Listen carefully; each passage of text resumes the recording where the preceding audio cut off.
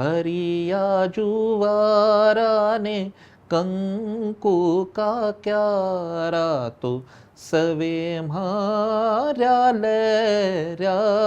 जी. भारत हा गाण्यांचा आणि गोष्टींचा देश आहे आणि गाण्यातून गोष्ट सांगणं हा आपला राष्ट्रीय धर्म आहे. तू मुंज कर, लग्न कर, काय वाटेल ते कर, पण त्याला गाणं आहे. कलेचं कामच आहे की इन्फ्लुएन्स होऊ देणं स्वतःला. क्या बात आहे. वा वा. त्या अभ्यासक्रमातला सगळ्यात युजलेस प्रश्न म्हणजे इथे कवीला काय म्हणायचंय. अरे कवीला काय म्हणायचंय तो म्हणाला कवितेत. पु ल देशपांड्यांनी मला बोलवलं होतं ना, तर त्यांनी माझ्या खांद्यावर हात ठेवला आणि ते म्हणाले की तू चांगलं कर, वेगळं आपोआप होईल. क्या बात आहे. वा वा. आणि हे लक्षात ठेवायला पाहिजे आपण सगळ्यांनी.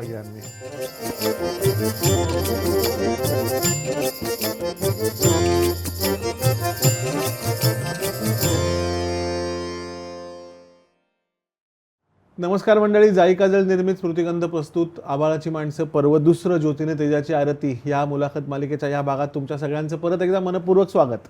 आज जी व्यक्ती आपल्याकडे बोलायला आलेली आहे आणि ज्या विषयावर बोलायला आलेली आहे त्या विषयाचा त्या व्यक्तीचा अतिशय गाढा अभ्यास आहे. आणि महत्त्वाची गोष्ट म्हणजे आपण आत्तापर्यंत ह्या व्यक्तीला एक अतिशय उत्तम गीतकार, एक अतिशय उत्तम गायक आणि एक अतिशय स्वाभाविक आणि उत्तम संगीतकार म्हणून ओळखत आलोच आहोत. आणि शिवाय एक अतिशय संशोधक, विचारवेत्ता किंवा अभ्यासक म्हणूनही ओळखत आलेला आहोत. आमचा अतिशय जवळचा मित्र आणि माझ्यासारख्या आणि माझ्याहून लहान असलेल्या असंख्य वादक आणि गायकांना ज्यांनी प्रेरित केलेला आहे तो आमचा अतिशय जवळचा मित्र कौशल इनामदार. कौशल, तुझं आभाळाची माणसं या मुलाखत मालिकेत मनपूर्वक स्वागत. धन्यवाद. वेळात वेळ काढून तू दिंडोशीवरनं इथपर्यंत आलायस. यस. आज मजल दरमजल करत या बाबतीत, म्हणून तुझं विशेष स्वागत करायला पाहिजे. आपण महानगरपालिकेचं पण स्वागत केलं पाहिजे, अभिनंदन केलं पाहिजे की त्यांनी मला इथपर्यंत येऊन दिलं. असो, तर आपल्यातली फॉर्मॅलिटी नेहमीप्रमाणे मी म्हटल्याप्रमाणे संपली आता इथे. मंडळी, आज आपण अशा विषयावर बोलणार आहोत. तो विषय असा आहे की आपण कौशलकडनं आतापर्यंत अभिजात कवितेवर खूप सारं ऐकलेलं आहे, कौशलचं लिखाण वाचलेलं आहे, कौशलचे विचार ऐकलेले आहेत. आज आपण कौशल अभिजात भावसंगीताविषयी चर्चा करूया. वा. आणि त्यामुळे मला असं तुला अतिशय पहिला मूलभूत प्रश्न विचारावासा वाटतो, तो म्हणजे अभिजात या शब्दाचा अर्थ काय? अभिजात म्हणजे क्लासिक या अर्थी मी एक स्वतःसाठी सोपी व्याख्या करून घेतली आहे. कारण आता ते शब्दाची व्युत्पत्ती वगैरे इतका काही माझा अभ्यास नाही, कारण तू ओळख करून देत होतास की संशोधक, वेत्ता, आणि तर मी सगळ्या ओळखी तिसऱ्या माणसाबद्दल कोणीतरी बोलतंय अशा स्थितप्रज्ञ भावानेच ऐकतो. पण मी माझ्यासाठी स्वतःसाठी एक सोपी व्याख्या करून घेतली अभिजात या शब्दाची. ती अशी आहे की ज्या कलाकृतीबद्दल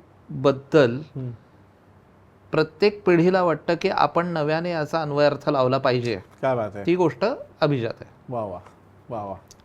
किंवा जी गोष्ट आपल्या एका कलेक्टिव्ह मेमरीमध्ये राहते आणि त्याचा नवीन आपल्या कलाकृतींवर प्रभाव पडतो, ती गोष्ट अभिजात. वा वा, क्या बात आहे. मग कौशल, आता माझा एक पुढचा असा प्रश्न असा आहे की गाणं लक्षात ठेवण्याची जी प्रक्रिया असते ना, ती पहिली चालींमुळे होते.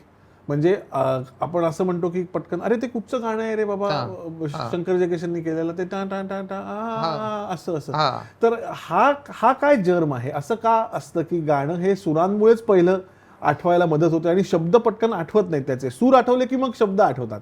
ह्याचं कारण सुद्धा मला वाटतं की हे आत्ताचं नाही आहे. डार्विन असं म्हणालेलं आहे, संभाषणाचा किंवा भाषेचा शोध लागायच्या अगोदर संगीताचा शोध लागलेला आहे. डार्विन एका ठराविक याचं उदाहरण देतो की एक माकडांची जात आहे आणि ते म्हणजे त्यातला नर हा मादीला आपलं करून घेण्याकरता गाणं म्हणतो. वा. बरं. आता तिथपासून आता सिनेमात हिरो हिरोईनला इम्प्रेस करण्यासाठी गाणं म्हणतात. याचा माकडांशी संबंध नाहीये काही. आता बघा, म्हणजे तुम्ही पण याचा थेट संबंध आहे. याचा थेट संबंध आहे. आतापर्यंत तेच करत आलं. इव्हन मागे मी एक डॉक्युमेंटरी पाहिली होती, खंडाळ्याच्या घाटातले जे बेडूक आहेत त्याच्यावर कोणीतरी ती केली होती. आणि तिथे सुद्धा 4-5 बेडकांमध्ये आधी गाण्याची स्पर्धा होते. क्या बात आहे. जे आपल्याला त्यांचं डराव वाटतं ते त्यांचं गाणं आहे ॲक्च्युली. आणि त्यांच्यात गाण्याची स्पर्धा होते, एक रियालिटी शो होतो. मग शेवटचे जे 2 उरतात त्यांच्यात कुस्ती होते किंवा कोण दुसऱ्याला घाबरवतो त्याच्यावर, आणि मग त्याला ती मादी वश होते. होते. अरे बाप.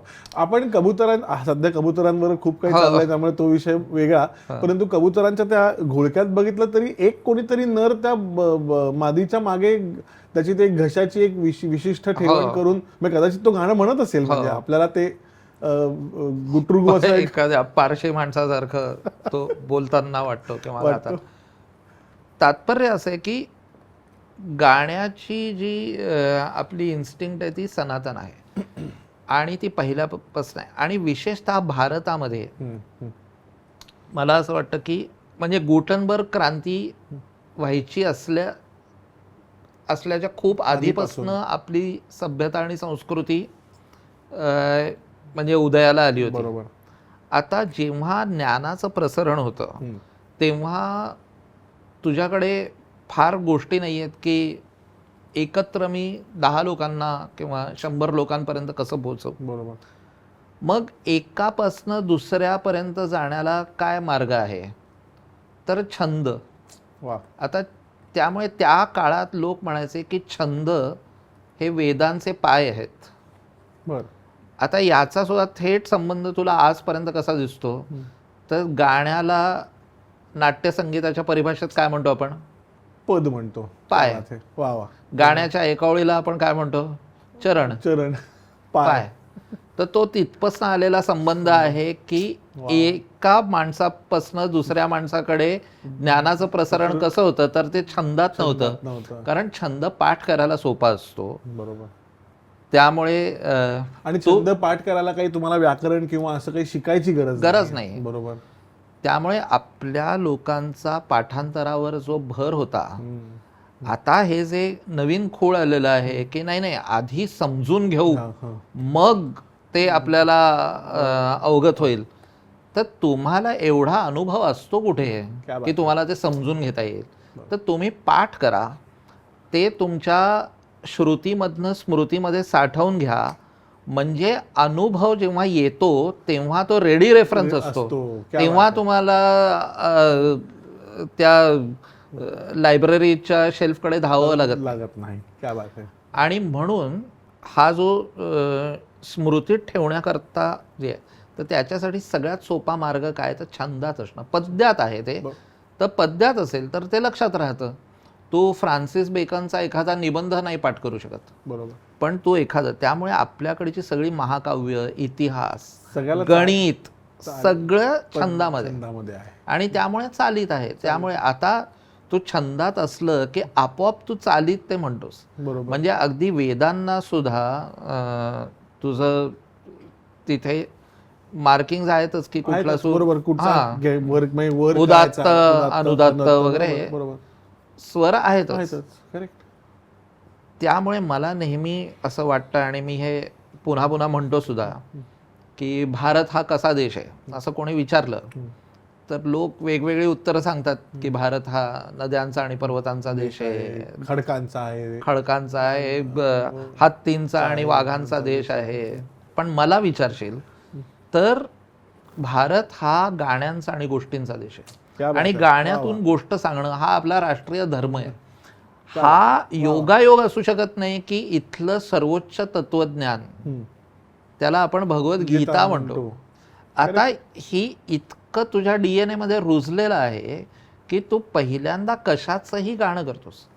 त्यामुळे आपल्या लोकसंगीताच्या परंपरेमध्ये सुद्धा जी एवढं नाही तर आपलं सगळं तत्वज्ञान, संगीत आणि कथानकाची पद्धत ही लिनियर नाहीये वेस्टर्न पद्धतीसारखी. बरोबर.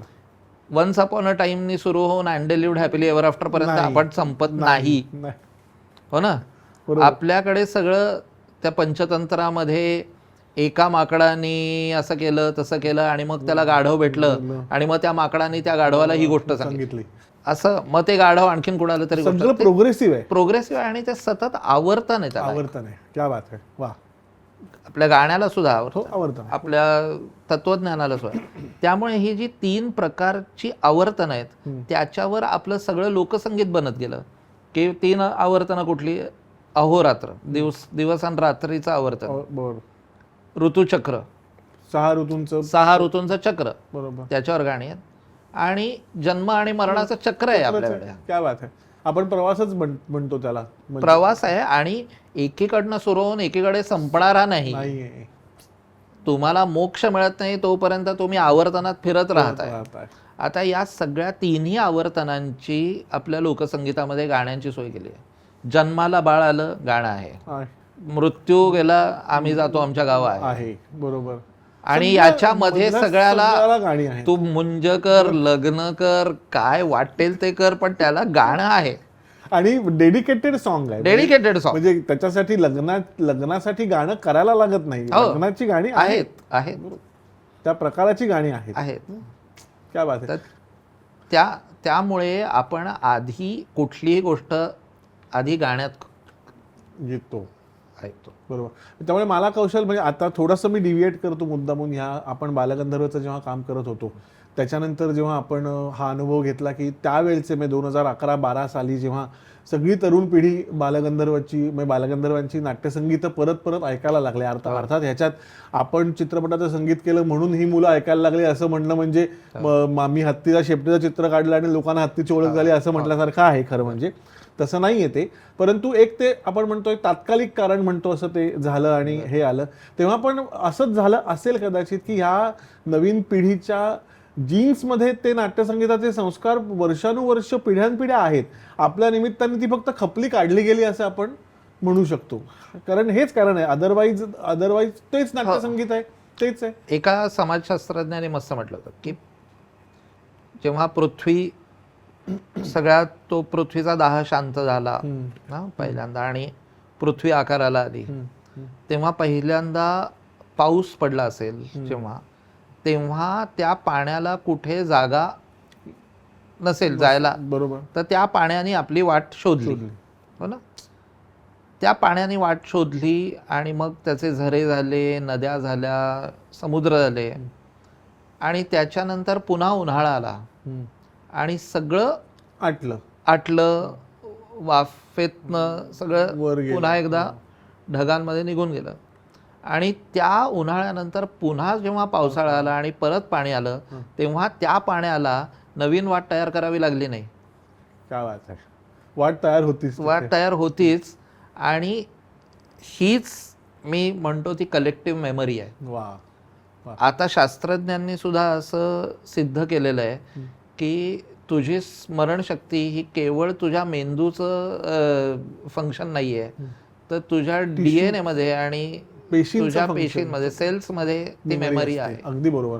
डॉक्टर ब्रायन वीस लिहितात मेनी मास्टर्स मेनी लाईफ, ते म्हणतात की टिश्यू ही मेमरी जन्मोजन्म कॅरी करतो. म्हणून तर गायकाचा गवयाचं पोर गातं. बरोबर आहे. त्यामुळे मग कौशल असं आपण आता म्हणूया का की आपल्या आता आपण अगदी महाराष्ट्रापुरता किंवा भारतापुरताही विचार आपण करू शकतो की जसं हे जीन्समधलं आलेलं गाणं आहे आणि जीन्समधनं आलेल्या तू जसं म्हणलास की जन्मापासून मृत्यूपर्यंतच्या प्रत्येक घटनेला आपल्याकडे गाणं आहे आणि त्याचेच हे गायन प्रकार झाले पुढे. म्हणजे मग आपण कीर्तन परंपरेमध्ये जसं सुरुवातीला एक पद म्हणतो किंवा नांदी नाट्यसंगीताची जशी ठेवण आहे की नांदी, त्याच्यानंतर सूचक पद किंवा जे काही सगळं प्रकार आहेत, किंवा मग ओव्या असतील किंवा वासुदेव असतील, पोवाडे असतील, ह्या सगळ्यांना चाली देण्याची प्रथा कुठून आली असं तुला वाटतंय? कारण का मी ह्याचाच पुढे रेफरन्स घेऊन भावसंगीतावर येणार आहे की ही कविता नंतर ह्याला चाल द्यावीशी वाटणे ही जी पहिली वृत्ती असेल, ह्याची वृत्ती ह्या गायन प्रकारांमध्ये आहे का असं वाटतं का तुला? निश्चितच असणार ना. कारण पहिल्यांदा कोणीतरी जेव्हा काहीतरी करतं, आता स्वरित, उदात्त, अनुदात्त असे वेदांमध्ये हे 3 सूर म्हणताना आता कोणाला तरी ते सप्तक सापडलं असेल आणि सामूहिक आहे बरोबर. की कोणीतरी बाहेर. आणि मग सप्तकाचा शोध लागल्यानंतर मग हळूहळू लोक त्या सप्तकामध्ये फिरायला लागले असते. बरोबर. मग परंपरेने काही गोष्टी होत राहतात की बाबा हे असं म्हणायचं आहे, बरोबर. आणि मग ते त्या तऱ्हेने म्हटलं जातं. बरोबर. आता आपण जेव्हा म्हणतो की कोणीतरी चाल करतो, ओके, तर याच्यात तू बघितलं असेल की लोकांना आपल्याकडच्या सगळ्या विचारलं की अरे कसं सुचतं तुला, कशी सुचली ही चाल, तर आपल्याकडचे लोक विनम्रतेने काय करतात, नाही माझं काय नाही, त्याच आहे. बरोबर. हो ना, वरती हात दाखवतात. तर त्याचं एक कारण असं आहे की ती एक ॲक्नॉलेजमेंट असते की आपल्या परंपरेतनं हे आलेलं आहे. मी तेच पुढे म्हणजे मायकल अँजेलो म्हणतो की मी काही नव्याने शिल्प करत नाहीये, मी अनावश्यक दगड बाजूला करतोय फक्त. क्या बात आहे. आता ही विनम्रता आहे खरी. बरोबर. कारण मी काहीतरी करतो या ॲक्शनवरनं मी काहीतरी शोधू पाहतोय, याच्यावर येतं ते. करेक्ट. आता सप्तक आहेच ना, म्हणजे आपण म्हणतो तसं की 12 सूर आहे, 12 सुरांची मुसाफिरी आहे सगळी. तो कितीही सिद्ध पुरुष असलास, कितीही देवाचा लाडका असलास, तरी देव असं काय म्हणत नाही की बाबा सगळ्यांसाठी मी 12 सूर ठेवलेले आहेत, तू खास आहेस माझा, तुझ्यासाठी एक 13वा राखून ठेवलाय, देऊ नको कुणाला. बरोबर. असं नाही, हो ना, असं होत नाही. भीमसेन जोशी आले काय, रेहमान आला काय, कौशल इनामदार आला काय, अजय अतुल आले काय, सगळ्यांना आहेत 7 सूर, 12 सूर. बरोबर. हो ना, तर त्या सप्तकातच तुम्हाला जे काय खेळ करायचे ते करायचं. आता हे लोक परम्युटेशन कॉम्बिनेशन करत राहतात आणि त्या त्या काळातल्या संदर्भांप्रमाणे तुम्ही त्या सुरावर संस्कार होत राहतात. आणि मग तुम्ही कुठे राहता हळूहळू, म्हणजे सुरुवातीला अगदी आदिम मानव होता तेव्हा त्याला काही सप्तक वगैरे सापडलं नव्हतं. त्यामुळे तू ऑस्ट्रेलियामधलं डिजेराडू घे किंवा तू इकडचा तारपा घे, ते ॲक्सिडेंटल स्वर आहेत, तू फुंकशील ते येतील. बरोबर. करेक्ट. आणि आवर्तन सुद्धा तयार झालं नव्हतं, तालाचे गठ्ठे झाले नव्हते. बरोबर. किंवा आवर्तन नुसतं आपलं टक टक टक टक टक टक टक टक असं वाटेल ते, म्हणजे आपलं चाललंय. बरोबर. बरोबर. त्याला सुरुवात नाही शेवट नाही असं काही नाही, त्याला एक लय होती फक्त. जेव्हा पहिल्यांदा कल्चर सापडलं ना माणसाला, आणि पहिलं कल्चर म्हणजे ॲग्रिकल्चर म्हणतात. क्या बात आहे. आता कुठल्याही कल्चरसाठी तुम्हाला एक स्थैर्य पाहिजे आणि ठहराव पाहिजे. तू बीज लावलंस, तुला वाट बघत बसली पाहिजे की आता पाऊस पडेल, मग त्याला अजून त्याची निगा राखावी लागेल, ते नर्चर करावं लागेल, मग त्याच्यातनं काहीतरी उगवेल. तुम्हाला थांबावं लागतं, ठहरावं लागतं. तिथे पहिल्यांदा तुम्ही ॲक्च्युली चिंतन करायला लागतं. आणि त्यामुळे जिथे जिथे लोक थांबले आणि राहिले, तिथे तिथे त्या प्रकारची संस्कृती सुरू झाली आणि तसं वळण सुरांना मिळत गेलं. क्या बात आहे. की उदाहरणार्थ नेपाळमध्ये माणूस गातोय, तर तू नेपाळी माणसाला काय, आता भाषा येत नाही मला, पण आमचे गुरुजी पण सांगतात, सत्यशील देशपांडे, की त्यांनी ना ना ना ना ना ना असे वरच्या सप्तकातले सूर काय आहेत नेपाळमध्ये, कारण आजूबाजूला बर्फाळ कडे आहेत, माणसाच्या म्हणजे डेन्सिटी पॉप्युलेशनची जास्त नाहीये, माणूस म्हणजे माणसं एकमेकांना दिसत नाही. आवाज ही एकच आश्वासक गोष्ट आहे की जी सांगते की मी इकडे आहे. त्यामुळे त्यांचं संगीत हे हाक मारल्यासारखं तयार झालं. आणि कौशल, दुसरं म्हणजे नेपाळमध्ये आता जायचा योग आला म्हणून मला आता तू हे बोलतोयस म्हणून मला आता हे कनेक्ट करता येते की सगळे नेपाळचे आम्ही एक अख्खा 7 तासाचा एक प्रवास तिथे केला होता, म्हणजे काठमांडू ते पोखरा गाडीनी.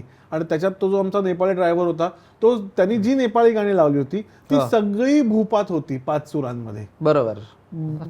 तिथे 6वा सूर पण नव्हता आणि दुसरा राग पण नव्हता. याचं कारण पण हेच तू म्हणतो की सिम्प्लिसिटी, की माणसांची कमतरता आणि तेच संगीत निर्माण करून करून असलेला आश्वासकपणा हे त्याच्या मागचं कारण असू शकतं. हाळी दिल्यासारखं गाणं. बरोबर.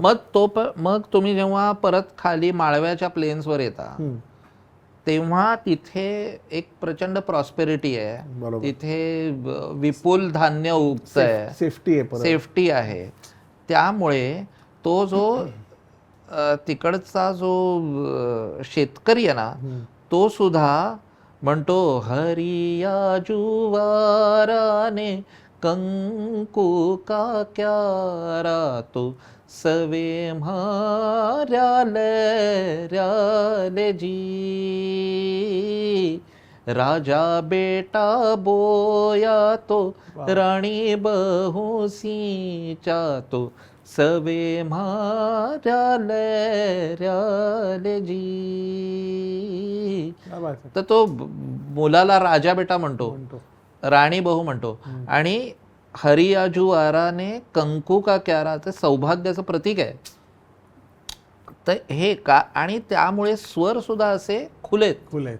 बरोबर. आता तुम्ही महाराष्ट्रात येतात, दुष्काळी हे आहे, आणि तू सगळ्या आपल्या ओव्या वगैरे बघ, त्या 3 किंवा 4 स्वरांच्या वर तुला सापडायच्या नाहीत.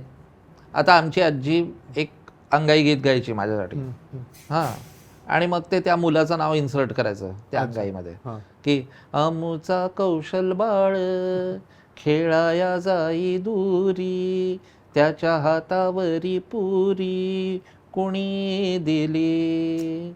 अमुचा कौशल बाळ खेळाया जाई लांब, त्याच्या हातावरी जांब साखरेचा त त त त त त. 4 स्वर आलं. कारण तुम्ही दुष्काळी प्रभागामध्ये, दुष्काळी क्षेत्रामध्ये तुम्ही सगळंच इकॉनॉमाइज करता. बरोबर. रात्रीचा भात सकाळी त्याला फोडणी देता, आणि फोडणीचा भात आपल्याकडच्या डेलिकसीज सगळ्या गरिबीतल्या डेलिकसीज आहेत. मिसळ, रात्री राहिलेली उसळ, त्याच्यातच फरसाण टाका आणि द्या. वा वा. त्याच्यात आपण समाधान मानतो. आणि त्याच्यात त्यामुळे सूर सुद्धा, आणि त्या भागाचं तुम्हाला आता जिथे माळव्यामध्ये जशी एक विपुल असलेलं धान्य आणि त्याच्यामुळे आलेली एक प्रॉस्पेरिटी आहे, ती चिकटते सुरांना, तसं आपल्याकडचं एक कारुण्य चिकटतं. त्यामुळे अमुचा कौशल बाळ असं नाहीये, अमुचा कौशल बाळ. आता खरं काय त्याच्यात ट्रॅजिक आहे, पण एक करुण स्वर लावतात आपल्याकडे. बाळाला तीट लावावी तसे. त्या प्रदेशाचे गुण त्या कॉम्पोजिशन्सला चिकटतात, आणि मग तसं त्या प्रदेशातलं भावसंगीत तयार व्हायला लागतं. काय बात आहे. किंवा लोकसंगीत. वा वा, काय बात आहे. कौशल फार अप्रतिम. म्हणजे संस्कृती आणि संगीताची ही इतकी अप्रतिम सांगड आहे की इतकं हँड इन हँड जातात. मग आपण आता ह्या आपल्या पारंपरिक संगीतापासून आता पुढे खऱ्या भावसंगीताच्या विश्वात येऊया, की जिथे आपण असं म्हणू की महाराष्ट्रात भावसंगीताचा जन्म झाला, आणि ते जसं भावसंगीत त्या काळासाठी जन्माला आलेलं होतं. तर तिथपासून आपण सुरुवात करूया आता, की कुठून तुला काय वाटतं, आपण गजाननराव वाटव्यांच्या संस्कृतीपासून, त्या समाजाच्या ठेवणीपासून सुरू करूया, अजून मागे जाऊन बालगंधर्वांच्या ठेवणीपासून सुरू करूया? काय हे 2 रिलेटेड आहेत. आता गंमत, आपला आता 2025 चाललंय, पण आत्ता स्वरानंद जी पुण्याची संस्था आहे, त्यांनी काही 1 वर्षभरापूर्वी, 1.5 वर्षापूर्वी एक भावसंगीताचा कोश तयार केलेला आहे, आणि त्या कोशाचं काम सुधीर मोघ्यांनी सुरू केलं. ते मध्ये गेले, तुला माहिती आपली आदिती कुलकर्णी मैत्रिणी, त्यांनी ते सगळं काम पूर्ण केलं, आणि रवी मुकुल त्याचे नंतर मग त्या समितीचे अध्यक्ष होते, त्यांनी ते ओव्हरसी केलं. तर त्याच्यात त्यांनी एक फार एक इंटरेस्टिंग गोष्ट लिहिलेली आहे, की आता 2025 सुरू आहे, तर पहिली रेकॉर्डेड भावकविता ही 1926 साली गेलेली आहे. म्हणजे 99 वर्ष झाली आहेत आपल्या भावसंगीताला. क्या बात आहे. वा वा. ऑफिशियली 99 वर्ष. ऑफिशियली. आता त्याच्या आत गात असतील, कारण कविता गायचे आपले प्रत्येक छंदाचे म्हणून एक हे होते. करेक्ट. काय म्हणतो त्याला, चाली होत्या, हो ना, की आता बऱ्याच जुन्या मराठी कवितांच्या खाली चाल चंद्रकांत राजाची असं देतात. बरोबर. तर ती काय होती, तर चंद्रकांत राजाची कन्या हे गोबदेवलांची कविता आहे कविता आणि ती छंदाची चाल होती की चंद्रकांत राजाची कन्या तरुण रूप खाणी पतिव्रता सद्गुणी शहाणी पती ही वाखाणी. वा सिंपल चाल होती. चाल बरोबर. आता ह्याला थोडंसं या परिष्कृत करून लोक गायला लागले. लागले बरोबर. त्यामुळे तीच गोष्ट होती. आता तू हे बघ आपली नांदी शाकुंतलची पंचतुंड नररुंड हा. मालधर. पंचतुंड नररुंड मालधर पंचतुंड नररुंड मालधर.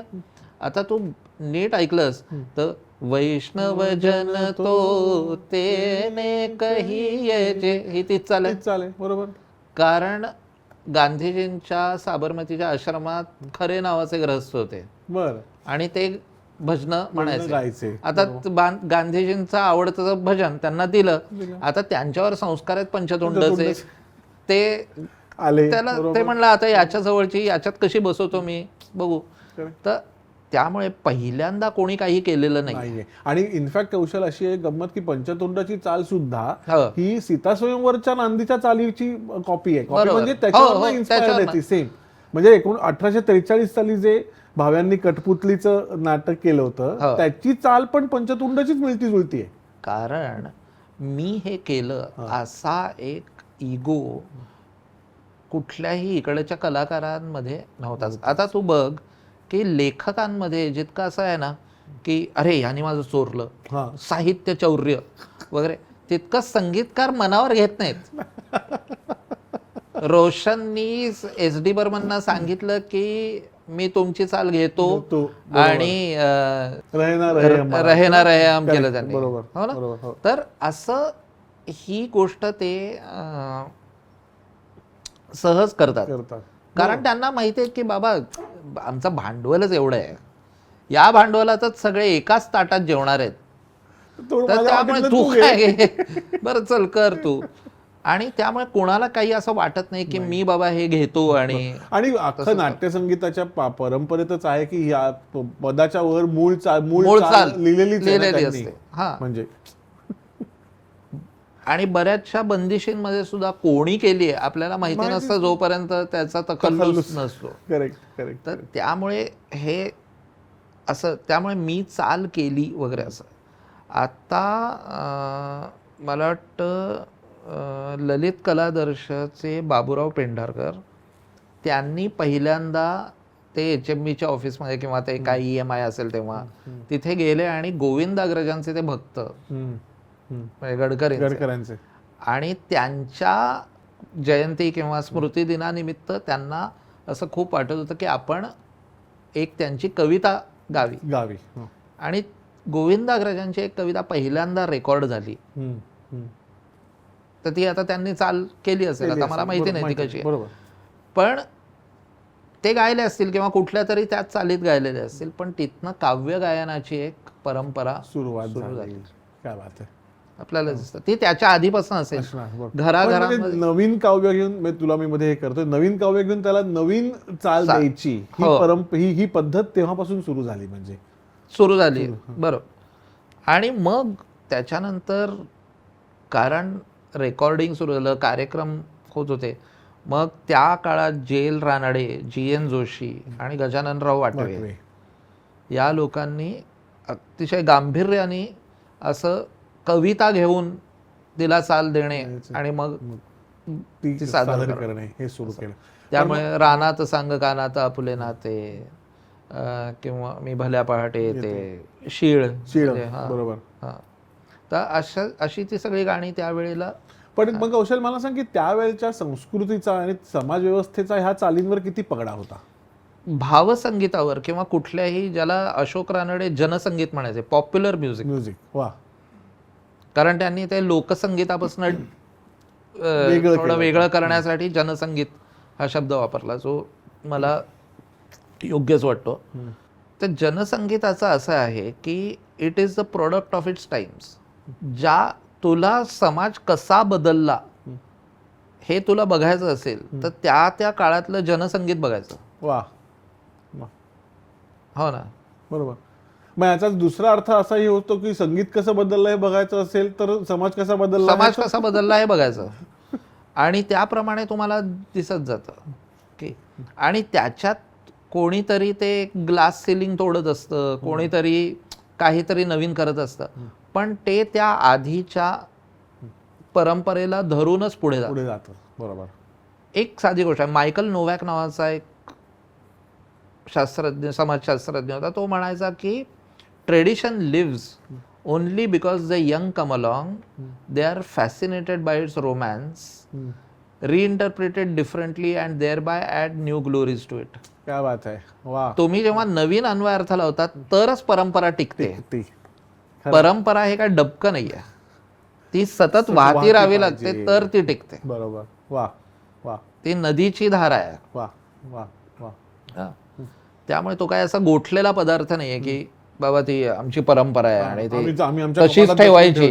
नाही, परंपरा खंडित होते कारण नवीन काही त्याच्यात घडायचं प्रगती होत नाही, त्याची होत नाही. काय बात आहे. आणि त्यामुळे ह्या भावसंगीतामध्ये असं झालं की लोक नवीन नवीन प्रकारे लिहित राहिले आणि त्यामुळे नवीन नवीन प्रकारच्या चाली निर्माण होत राहिल्या. बरोबर बरोबर. पण मग आता कौशल, आपण अजून थोडंसं पुढे आल्यानंतर म्हणजे मग हा आपण असं म्हणू की जी.एन. जोशी वाटव्यांचा हा जो काळ होता हा समाजप्रधान संस्कृतीमुळे निर्माण झालेला चालींचा होता असं आपण एक विधान करूया. म्हणजे कुठचाही असेल पुढे असो, पण त्यावेळेला विशेष करून कारण का तो प्रयोगच असल्यामुळे कदाचित असं होत असेल की अरे खूप जास्ती आपण किंवा दुसरं काही करू शकतो असा विचार ह्या लोकांच्या मनात आला असेल किंवा नसेल असं मला माहिती नाही. म्हणजे येऊ कशी प्रिया हे गाणं त्या काळात झालं असतं का असं मी विचारतो. नाही, कारण त्या काळात नाटकामध्ये स्त्रिया काम करायला लागण्याचं तो ट्रान्झिशनचा काळ होता. बरोबर. हो ना. त्यामुळे स्त्रियांनी बोलणं हेच मुळात बोल्ड होतं. ओ राईट. आता येऊ कशी प्रिया हे तर काळाच्या हिशोबाने फारच पुढे गेलंय. बरोबर बरोबर.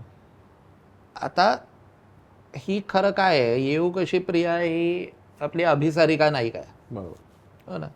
त्यामुळे ती नायिका होतीच की जगाची पर्वा न करता प्रियकराला भेटायला जाणारी नायिका. बरोबर बरोबर. आता फक्त त्याचा टेनर कसा असेल, त्याचा सूर कसा असेल हा त्या त्या काळात बदलत राहतो. तर त्यामुळे तिथे राधे तुझा सैला आंबाडा हेच बोल्ड समजलं जायचं. आणि आंबाड्याबद्दल बोलतो आणि सैल झाला तर हेच बोल्ड होतं तेव्हा. आणि त्यामुळे त्या जसा तो समाजाचा जे काय हे त्याच्या सीमा ह्या रुंदावत जातात तशी त्यातली गाणी पण तुम्हाला त्या त्या प्रकारे. आणि कोणीतरी मग कलाकार बेसिकली काय त्याचं कामच डिस्रप्शनचं असतं, त्यामुळे तो थोडीशी ती मुभा घ्यायला तो त्या किती मला त्या सीमारेषेवर जाता येतंय. कारण ऑल आर्ट म्हणजे त्याचं ग्रामर होऊन द्यायचं नसेल तर तुम्ही त्या सीमारेषेवर डेंजरस पद्धतीने चालत राहायचं. करेक्ट. असं आहे. हो ना. की ते ग्रामर आणि आर्ट त्या सीमारेषेवर चालत राहायचं. ती जर सरळच झाली तर ते व्याकरण झालं. कारण ते स्वैर पण होऊ द्यायचं नाही. बरोबर. पण स्वातंत्र्य पण जपायचं. तर त्यामुळे त्या बॉर्डरवर हे लोक सतत चालत राहिले. पण म्हणजे आता त्या तिथे पलीकडे सुद्धा अभिसारिकाच होऊ शकते किंवा तशाच अष्टनायिकेतलं गाणं होऊ शकतं की माझी या प्रियते झोपडे. भरताने जे दिलेलं आहे ना त्याच्या पलीकडे काही झालेलंच नाहीये खरं. जसं महाभारताच्या पलीकडे गोष्ट नाही तसं भरताने सांग. कालिदास त्यामुळे नाटकाला चक्षुयज्ञ म्हणायचा. आणि ते सगळी ती तयारी त्याची म्हणजे नांदीपासून तू जे करतोयस ते सगळं भरताने लिहिलेलंच आहे. आहे बरोबर. कुठे गाणी आली पाहिजेत, का आली पाहिजेत, बरोबर. ते सगळी भरताने लिहिली. लिहिलेलं. हो. म्हणजे तू एकीकडे बाहुबली चित्रपट काढलास आणि एकीकडे भरताचं रेकमेंडेशन काढलीस की गाणी कधी पाहिजेत, तर ती बाहुबली तसं वापरलेलं आहे आता पण आपण सिनेमात वापरतो. बरोबर बरोबर. तर त्यामुळे याचा बदल कुठे होतो की तुम्ही तुमचे इन्फ्लुएन्सेस कसे कसे वाढत गेले. ब्रिटिश आले आणि मग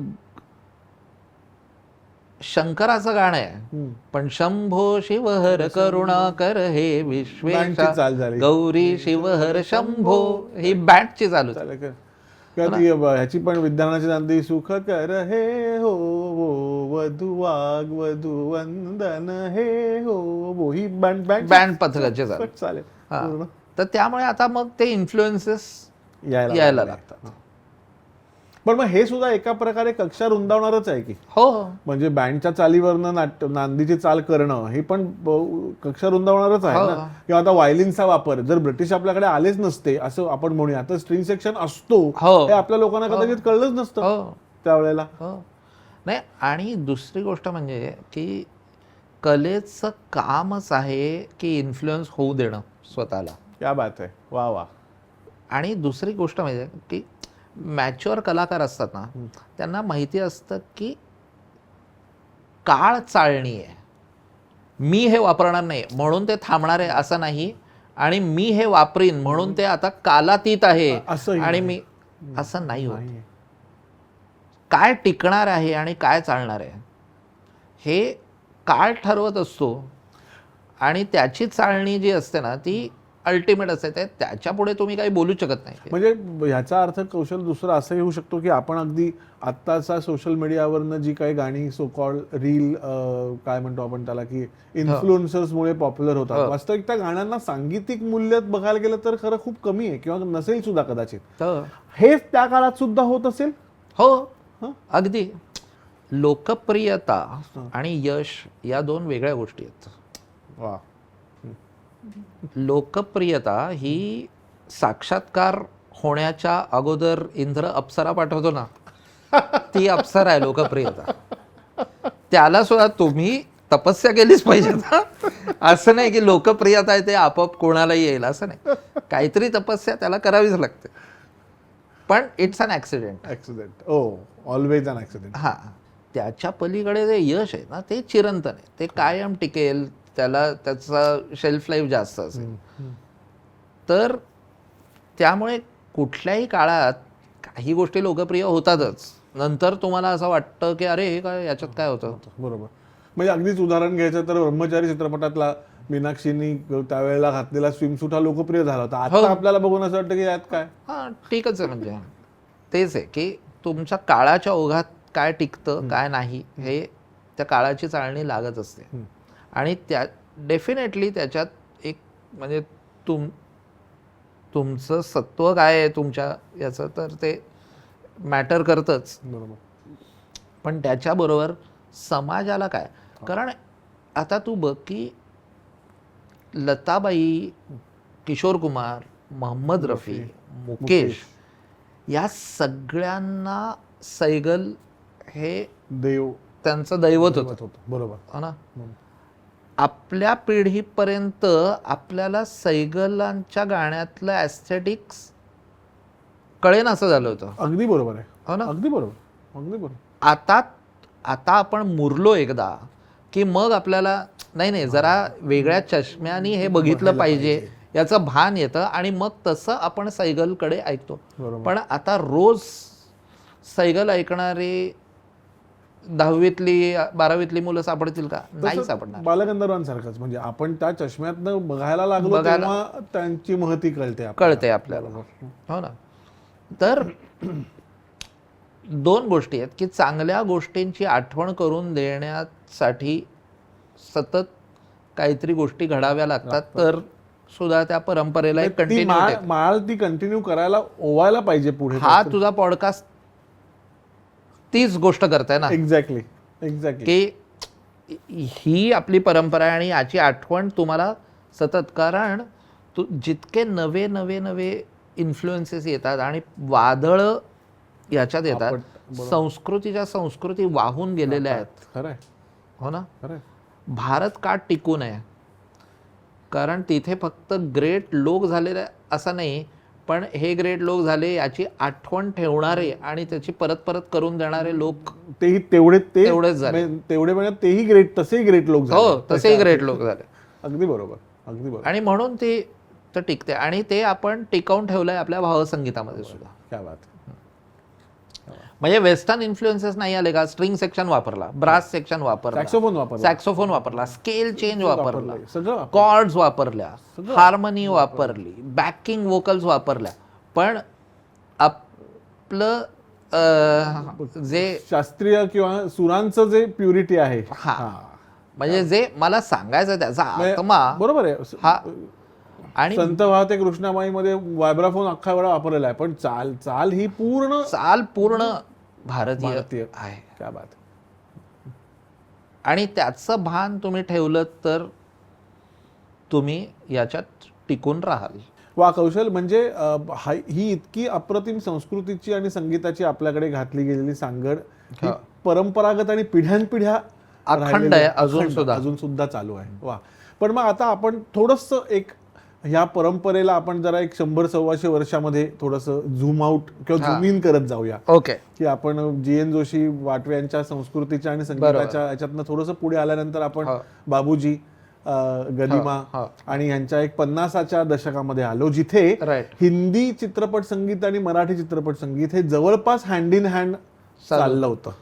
1932 साली जेव्हा व्ही शांतारामनी अयोध्येचा राजा चित्रपट केला आणि त्या काळात तिथे इकडे हिंदीत आलमारा बरोबर. आणि तेव्हा ती पद्धत तू म्हणलास मगाशी तशी, तेव्हा व्ही शांताराम स्वतःचा विचार ते केवळ मराठी चित्रपट करता म्हणून करत नव्हते, तर त्यांना तो विषय महत्वाचा आणि लोकांपर्यंत पोहोचला. त्यामुळे अयोध्येचा राजा हा अयोध्या का राजा म्हणून हिंदी सिनेमात सुद्धा ती बायलिंग्वल सिनेमा झाला. माणूसचा आदमी झाला, शेजारीचा पडोसी झाला. आणि त्यामुळे हे लोक तेव्हा हिंदीमध्ये सुद्धा कार्यरत होते. पुढे पुढे त्या दोन इंडस्ट्रीज वेगवेगळ्या होत गेल्या आणि काम करणारे लोक पण तेच होते बरेचसे. आणि मराठी तंत्रज्ञ, संगीतकार वगैरे बरेचसे हिंदी पण करत होते. म्हणजे आपकी सेवा में या चित्रपटाचं संगीत दत्ता डावसेकर यांनी केलं होतं आणि पहिल्यांदा लता मंगेशकरना त्यांनी इंट्रोड्यूस केलं त्या सिनेमात. त्यामुळे हेच सगळे लोक करत होते. तर त्यावेळी निर्मिती मूल्य मराठी गाण्यांची आणि हिंदी गाण्यांची सारखी होती. बरोबर. मग तुम्हाला हळूहळू ते हे वेगळं व्हायला लागलं, कारण कथानकं सुद्धा जास्त काय म्हणतो त्याला, एक प्रादेशिक होत गेली, लोकल होत गेली जास्त. की आता उदाहरणार्थ सांगते ऐकासारखी गोष्ट हिंदीत होऊ शकत नाही. हिंदीत त्याला काय तुम्हाला रिलेट होणार नाही लोकांना बाकीच्या भारताला.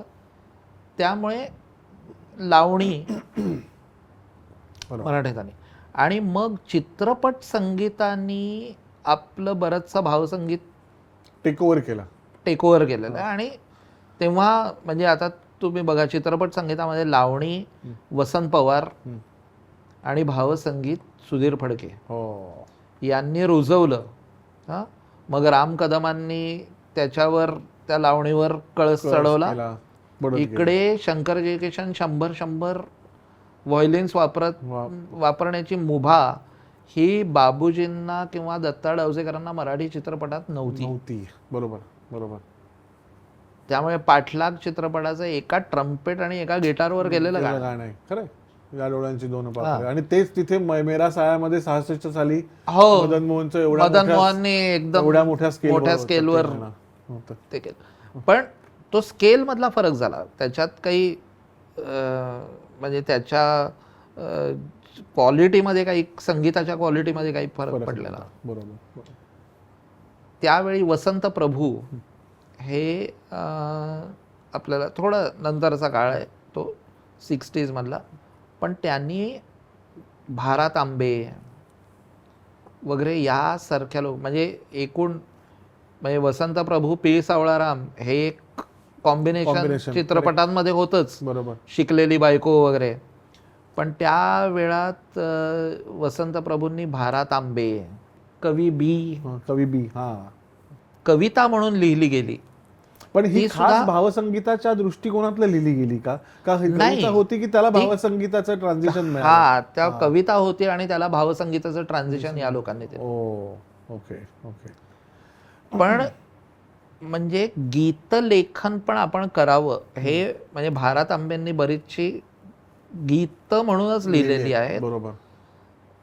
तसं मला मी पहिल्यांदा मंगेश पाडगावकरांना जेव्हा भेटलो आणि तेव्हा अमृताचा वसा मी करत होतो ना, बरोबर. तर ते मला एक म्हणाले की हे कवितांना संगीत वगैरे ठीक आहे, तू सॉन्ग एक्सप्लोअर करायला पाहिजेस. तर तेव्हा मला कळत नव्हतं त्यांचं म्हणणं काय आहे. होतं ते? नक्की हळूहळू मला ते कळत गेलं की गीतलेखनामध्ये खूप वेगवेगळे छंद वापरले जातात आणि म्युझिकली तू ते एक्सप्लोअर करायला पाहिजेस, बरोबर. असं त्यांचं म्हणणं होतं. कारण गीत तुम्ही जेव्हा लिहिता ना, तर कवितेमध्ये कविता आणि गद्य याच्यातला थोडासा फरक आपल्याला लक्षात आला पाहिजे. कविता हा फॉर्म असा आहे की जो सांगण्यासाठी कमी आणि सुचवण्यासाठी जास्त आहे. वा. कवितेचं काम सजेस्ट करणं आहे. त्यामुळे कवी काय करत असतो, त्याच्या संदिग्धतेमध्ये तुम्हाला सामील करून घेतो. बरोबर. आपल्या शालेय त्या अभ्यासक्रमातला सगळ्यात युजलेस प्रश्न म्हणजे इथे कवीला काय म्हणायचंय. अरे कवीला काय म्हणायचंय तो म्हणाला कवितेत. त्याला अजून काही म्हणायचं असतं तर त्याने निबंध नसता का लिहिला. बरोबर. कवीला हेच म्हणायचंय आणि कवीला म्हणायचंय की या संदिग्धतेत तुम्ही पण सामील व्हा म्हणजे आणि कोडं सोडवा ह्याचं. काय माहिती म्हणजे कौशल तूच चाल दिलेली. आपण मगाशी बोलताना विषय निघाला ते या शुभ्रवीरल अभ्रांत शशी भोवती नर्तन चाले, ही एका अर्थी संदिग्धताच आहे, ही कन्फर्मेशन असतं तरी. आता या शुभ्रवीरल अभ्रांत, आता ते विरल अभ्रांचा आकार कसा असेल तुम्ही शोधा. हो ना.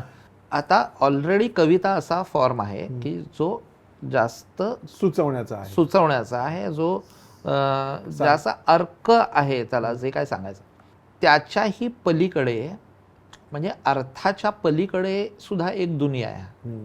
ती नादांची दुनिया आहे, ती सूक्ष्म संवेदनांची दुनिया आहे. बरोबर. हा, ती ध्वनीची दुनिया आहे. आता गीतलेखन जेव्हा करतात ना, तेव्हा कवी ही शक्यता ध्यानात ठेवतात की संगीताने सुद्धा याच्याबद्दल काहीतरी सांगितलेलं जाणार आहे. बरोबर. हा ऍडेड एलिमेंट ऍड होणार आहे त्याच्यामध्ये, होणार आहे. हा, बरोबर बरोबर. त्यामुळे चांगले जे कवी होते ज्यांना गीतं पण लिहिता यायची उत्तम, म्हणजे माडगुळकर असतील किंवा शांताबाई शेळके असतील, ती ऍडिशनल शक्यता ठेवून द्यायचे त्यांच्या की तुला म्युझिकली इंटरप्रेट करता आलं पाहिजे ते. आणि म्हणजे हे संगीत त्यामुळे त्या तिथे पलीकडे थांबा कुठे ते सुधीर फडके त्या तिथे म्हणजे कुठे ते दाखवायचे, त्या तिथे पलीकडे तिकडे. आता जे लिहिलेले कॉमाज आहेत त्याच्यात, त्या तिथे पलीकडे तिकडे, हे कॉमाज सुद्धा सुधीर फडक्यांनी दाखवले.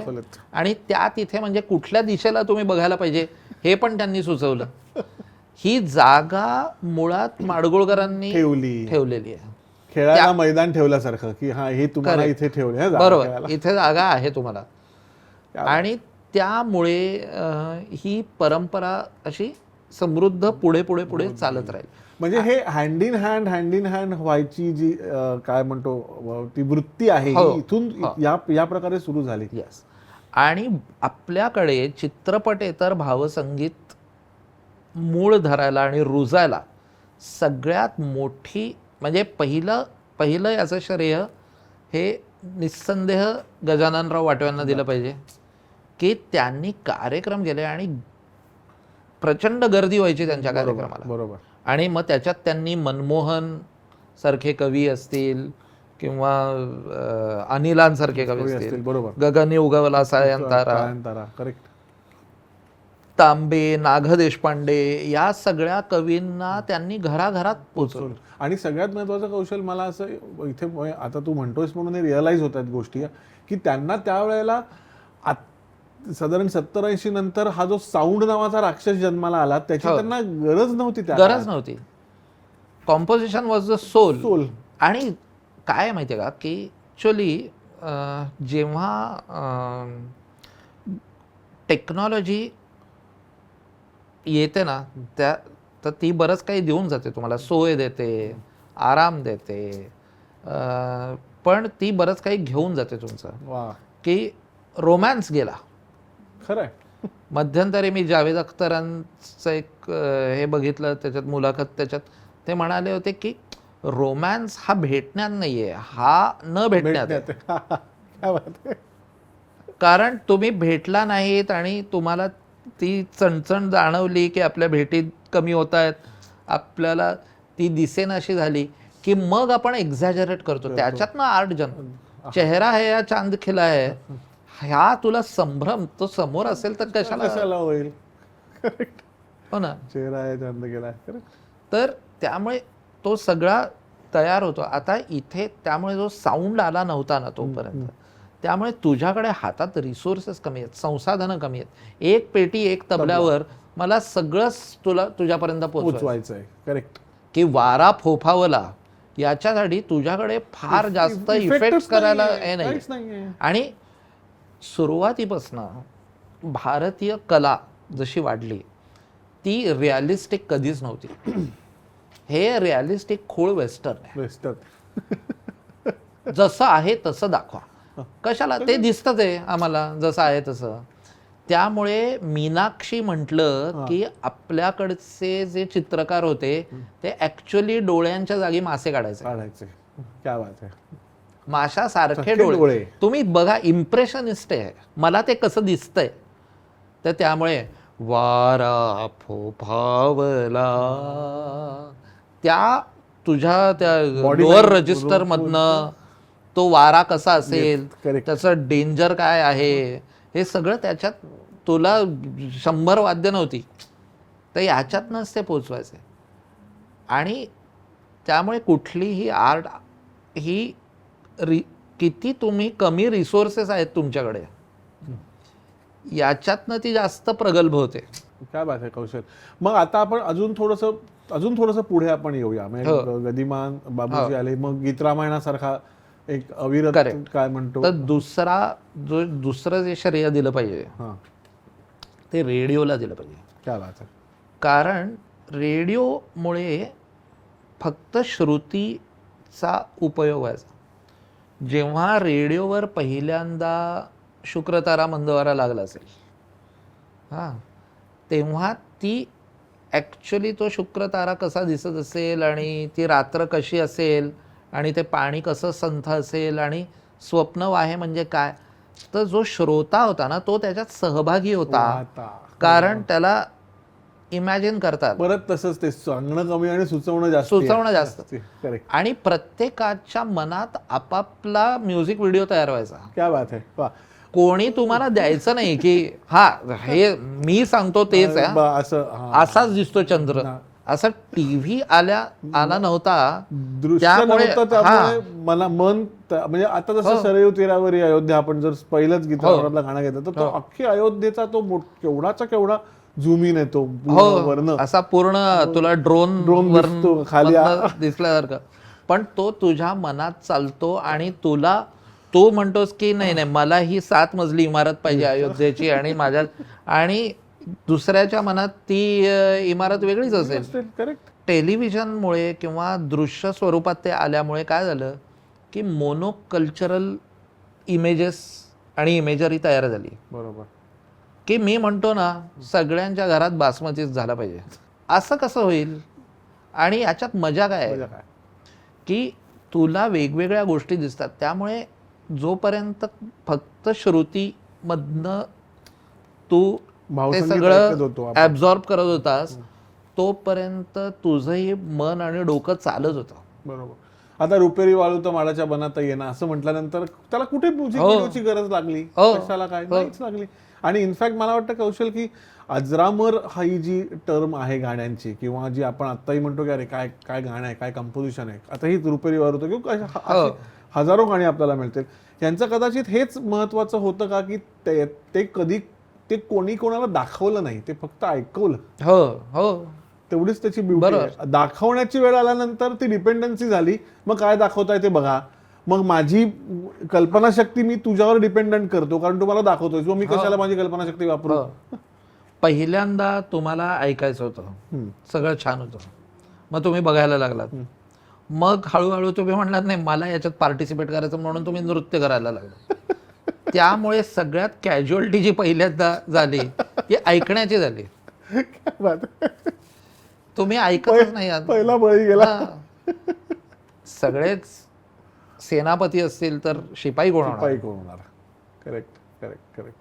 मग आता आपण गीत रामायणाहून थोडंसं अजून थोडंसं पुढे येऊया आणि मग भारतीय भावसंगीताला मी असं म्हणेन की क्रांतिकारी पहिलं संगीत देण्याचा मान ज्या दोन संगीतकारांकडे जातो ते म्हणजे एकतर भावगंधर्व पंडित हृदयनाथ मंगेशकर आणि दुसरे आपले श्रीनिवास काका खळे, की ज्यांनी दोन वेगळ्या डायमेन्शनशी भावसंगीतामध्ये गाण्यांची निर्मिती केली.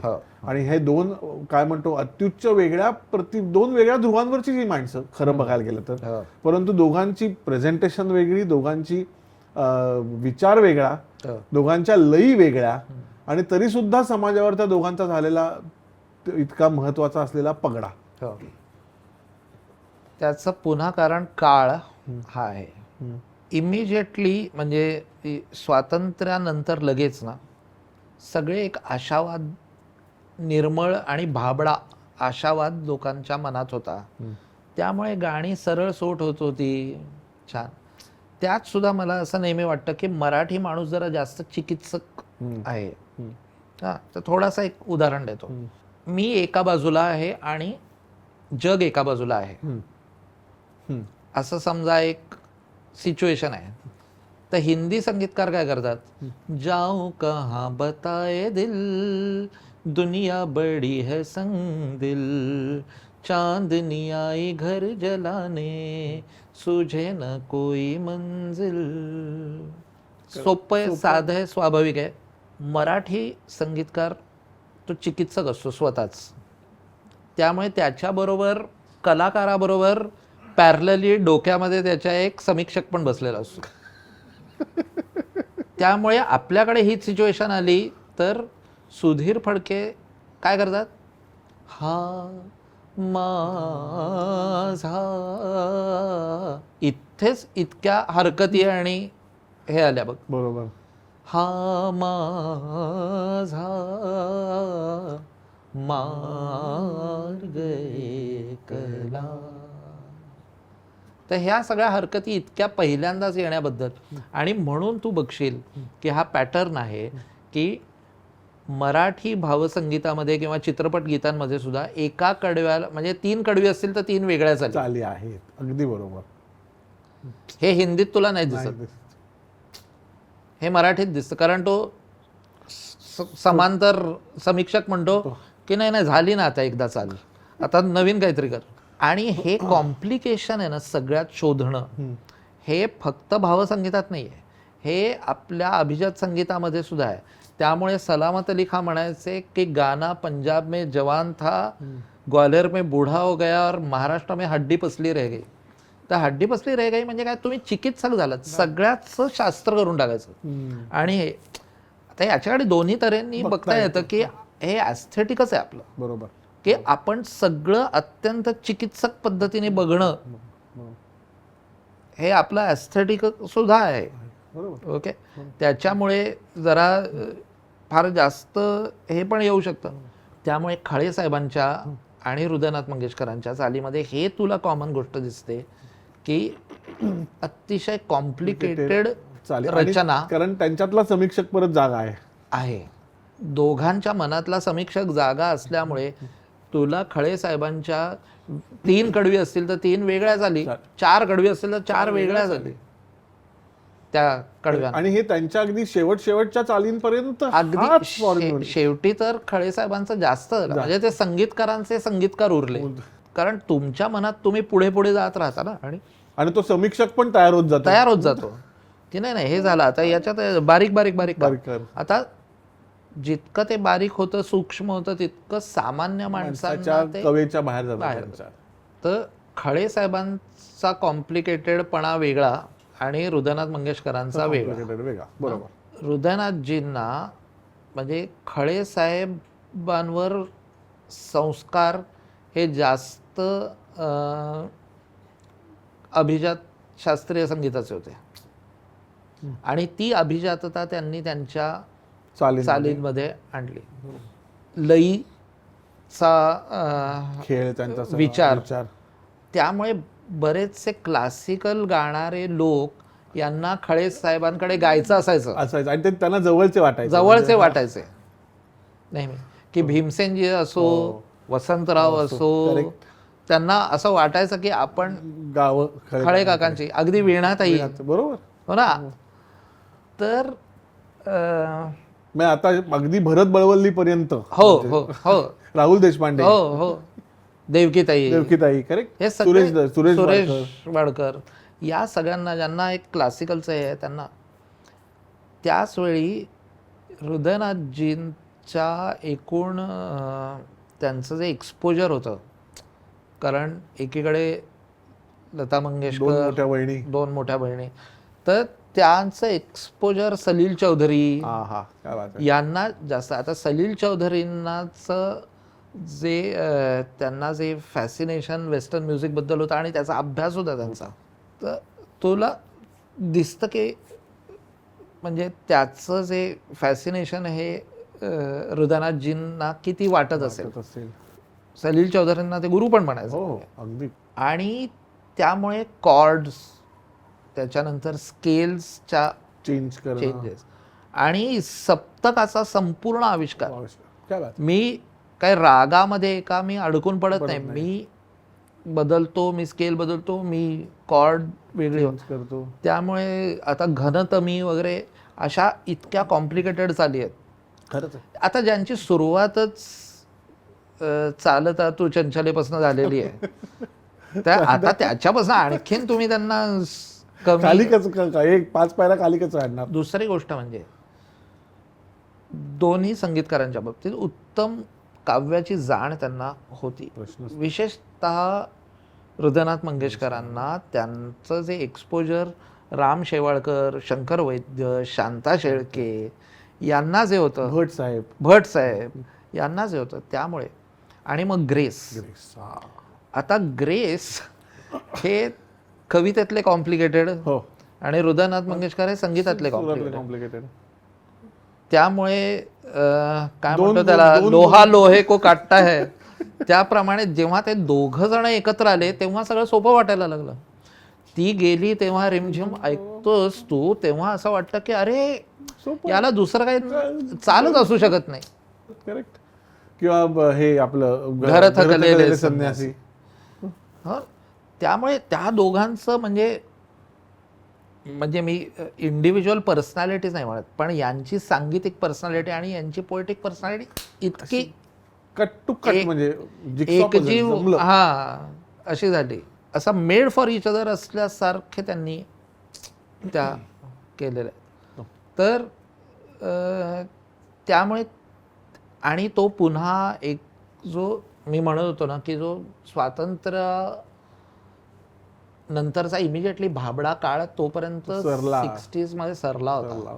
लोकांच्या मनात एक अँगस्ट, आक्रोश तयार व्हायला लागला होता आणि त्याच्यामुळे जे असं तुम्हाला जे बांधल्यासारखं वाटलं, जेवढं ते जितकं ओपन करता येईल तितकं. त्यामुळे हृदयनाथ मंगेशकरांच्या चाली या लिबरेटिंग आहे. मला हा योगायोग वाटत नाही की जब्बार पटेलांनी जैत्रे जैतसाठी हृदयनाथ मंगेशकरांची निवड केली. ऍब्सोल्युटली, हो ना. तर त्यामुळे तो पुन्हा एकदा मी म्हटलं जसं ना, ते काळाचे प्रोडक्ट्स पण असतो आपण. तुम्हाला ढीक वाटेल की मी काहीतरी करतो, पण काळ बऱ्याच गोष्टी डिक्टेट करत असतो की काळ गोष्टी म्हणजे काळ कला करवून घेत असतो. हो, कला करून घेत असतो. आता त्याच्याही आपण आता अजून पुढच्या ह्या काळाकडे येऊया की जिथे मग आता आपल्याला ट्रान्झिशन्स बघायला मिळालं की आपण आता हे रेडिओ टू रेकॉर्ड्स पर्यंत आलोय, हो हो असं आपण म्हणूया. आता बाळासाहेब आणि खळे काकांपर्यंत हो 80च्या दशकामध्ये रेकॉर्ड्स पासून आपण कॅसेट्स मध्ये आलो हो आणि मग त्याच्यानंतर पुढे मग 95च्या दशकामध्ये सीडीज पर्यंत आलो. पण रेकॉर्ड्स टू कॅसेट हे सुद्धा एक मोठं काळाचं ट्रान्झिशन होतं हो की जेणेकरून रेकॉर्ड प्लेअर तुम्हाला घरीच बसून ऐकायला लागायचा आणि कॅसेटसाठी सोनी कंपनीचा जो पहिल्यांदा वॉकमन आला आणि त्याच्यानंतर परत हे संगीताचे ट्रेंड सगळे अजून म्हणतोस तू म्हणलास तसं अजून मोकळे झाले आणि मग अनिल अरुण बरोबर त्यांचं हे सगळं तो काळ त्यांचा तो मॉडर्न त्याचा सगळा सुरू झाला. बरोबर. जसं वॉकमन ही एक फार मजेशीर ट्रान्झिशन आहे. तोपर्यंत तुम्ही संगीत ऐकायचा ते एकत्र बसून ऐकायचा, खोलीत बसून हा रेकॉर्ड ऐकायचे आपण, रेकॉर्ड ऐकायचे आणि मग ते 3-4 लोकांनी एकत्र ऐकायचं. बरोबर. सांघिक तो हे होता, हा एक ऍक्टिव्हिटी होती ती. हो ना. रेडिओ असेल, बरोबर. करेक्ट. पोर्टेबिलिटी नाही आणि इयरफोनमुळे तुम्ही फक्त एकटं ऐकायला लागलात. ओके. आता ह्याच्यातनं कम्फर्ट कन्व्हिनियन्स आला, पण एक आणखीन गोष्ट झाली की गाणं ही येता जाता अनुभवण्याची गोष्ट झाली. म्हणजे जसं तू मगाशी म्हटलास की टेक्नॉलॉजी देऊन काय गेली तर कम्फर्ट देऊन गेली, घेऊन काय गेली तर संघ घेऊन गेली. तुमचा शेअरिंगचा एक हे गेला. आता आपण शेअर म्हणजे इकडनं दुसरा पाठवतो रे, पण आणि कौशल हे गाणं ऐकलंस तू? हो ऐकलं. काय मस्त आहे ना. एकत्र कुठे ऐकलं? हा. आणि एकत्र ऐकण्यात मी तुझ्या बरोबर जेव्हा गाणं बसून ऐकतो ना, तेव्हा मी त्याच गाण्यात खूप काहीतरी वेगळं ऐकलेलं असतं. करेक्ट. आणि मी कमलेश भडकमकर बरोबर बसून ऐकलं तर मी काहीतरी वेगळंच घेईन. मी सत्यशील देशपांड्यांबरोबर बसून ऐकलं तर आणखीन काहीतरी वेगळंच. तर ह्या गोष्टी त्या वॉकमन खाल्ल्या. तिसरी आणखीन एक, जेव्हा संगीत अवेलेबल होतं ना, आणि मला हे गुलशन कुमारच्या याच्यात खूप जाणवतं की 45 रुपयावरनं कॅसेट 18 रुपयावर आली. सगळ्यांना अफोर्ड व्हायला लागली. चांगली गोष्ट आहे. लोकशाहीकरण झालं म्युझिकचं. चांगली गोष्ट आहे. गमावलं काय तर तोपर्यंत, आणि तुम्ही ठरवा की हे कमावणं आहे का गमावणं आहे का, काय झालं त्याच्यात. जोपर्यंत रेकॉर्ड्स होत्या ना व्हायनल, तेव्हा त्याला एक स्नॉब इफेक्ट होता. माझ्याकडे रेकॉर्ड प्लेअर आहे, ये घरी ऐकायला, आपण सगळे मिळून किशोरी आमोणकर ऐकू. 18 रुपयाची कॅसेट आली ना, तेव्हा वेसावची पारू आलं, प्रल्हाद शिंदे वगैरे हे आले, कव्वाले, अल्ताफ राजा आला. हे सगळे अवेलेबल झाले लोकांना. आणि तो समाज विकत घेणारा जास्त होता, कारण त्याला कल्टिव्हेशन लागत नाही. बरोबर. ते संगीत ऐकायला. मग असं संगीत प्रोड्यूस जास्त व्हायला लागलं, कारण त्याच्यात व्यावसायिकता जास्त आहे, मास प्रोडक्शन होतं ना. बरोबर. त्यामुळे 18 रुपयाची कॅसेट झाल्यावर जास्त समाजात रेटा जो झाला तो अगदी पॉप्युलर म्युझिकचा आणि व्हायला लागला. आणि मग त्याच्याचमुळे कौशल हा झाला का इफेक्ट, जसं आपण म्हणत होतो की 80 आणि 95 ह्या सालामध्ये भावसंगीताच्या दुनियेमध्ये म्हणजे ती एका अर्थाने अवकाळच होते असं म्हणायला हरकत नाही. त्याचं कारण की प्रॉब्लेम ऑफ द प्लेंटी आहे. तुझ्या जसं तुला अवेलेबल होत जातं त्याप्रमाणे जे कल्टिव्हेशन लागतं ना, ज्याला की संस्कारित होणं, परिष्कृत झालेलं, त्याचा डिमांड कमी होत जातो. आणि त्याच्यामुळे तीच गोष्ट जास्त हे येते की जे बाबा लोकांना दिसतंय तुम्हाला की ही पब्लिक को ये चाहिए, बरोबर, असा आडाखा हे लावायला लागतं. तोपर्यंत तुम्हाला संगीत शोधत जावं लागायचं. बरोबर. आणि जे होतं अवेलेबल त्याच्यात तुमची सांस्कृतिक डेव्हलपमेंट लोकांना करायला लागायची स्वतःची. नाही, इव्हन म्हणजे मी म्हणतोय की अगदी कव्वाल्या असतील किंवा लोकसंगीत असेल तर शाहीर साबळे, विठ्ठल उमप वगैरे हे वस्त्या वस्त्यांमधनं गायलेले लोक लोक आहेत, आहेत. बरोबर. पण तुम्हाला जावं लागायचं ना तिथे ऐकायला त्यांना. करेक्ट. तुम्हाला चांगलं ऐकायचं असेल तर तुम्हाला तिकडे जावं लागायचं आणि तुम्हाला पण एक इन्व्हेस्ट करावा लागायचा वेळ. आता तो तुला करावा लागत नाही, तुला फुकट आहे. त्यामुळे त्याची किंमत कमी होते तुझ्या मनात की मला याच्यात काही इन्व्हेस्ट करायचं नाही, माझ्यापर्यंत येतच आहे. मग तुझ्यापर्यंत जे येत आहे ना तेवढंच ऐकायची तुला हे होते आणि म्हणून ती अवकाळ येते. तर तसं त्या काळात म्हणजे 80sच्या पुढच्या काळात लेटर हाफमध्ये होत गेलं. ते होत गेलं आणि कमी कमी होत गेले त्या काळात. त्यामुळे काय व्हायला लागलं की लोक जे आहे ना त्याच्यावर अवलंबून राहायला लागले लोक. म्हणजे एक ऑर्केस्ट्राच खूप आले की जुनी गाणी करायची. करेक्ट करेक्ट बरोबर. जुनी गाणी मेलोडी मेकर्स. हा, नवीन गाणी कोण ऐकणार. मी 96 साली एका कॅसेट कंपनीमध्ये गेलो आणि त्यांना सांगितलं मला शांताबाई शेळक्यांच्या गाण्यांवर एक अल्बम करायचा आहे. त्या माणसाने मला विचारलं कोण शांताबाई, कोणी ओळखत नाही त्यांना. अरे 10 वर्षापूर्वीच तुम्ही मागे उभा मंगेश गात होता हो ना. हो, तर इतक्या लवकर त्या कालबाह्य झाल्या असं म्हणायचं का तुम्हाला? पूर्वी कोळी गीत सगळी गात होतो आपण. या दर्याचा बेबाना वारा घालतो. बरोबर. तर ते म्हणजे की काय लोकप्रिय आहे याचं डेफिनेशन इतक्या लवकर बदलायला लागलं पुढे पुढे. बरोबर बरोबर बरोबर. की सुरुवातीला एक तो विस्तृत काळ होता की इतकी वर्ष हे आला गेला, तो ट्रान्झिशन झालं. आणि ते 96 साली जेव्हा म्हणजे 90च्या दशकामध्ये इकॉनॉमिक लिबरलायझेशन झालं त्याच्यानंतर सगळा तुमचा फोकस हा मटेरियल याच्यावर जास्त आला. ते गाण्यात पण झालं तुमचा की तुमचा फोकस हा कॉम्पोजिशन वरनं बदलून साऊंडवर आला. काय बात आहे. कारण काय अवेलेबल आहे ना तुमच्याकडे. आता साऊंडचा मॉल आलाय कीबोर्डवर. सिक्वेन्सर आले. हा, सिक्वेन्सर आले.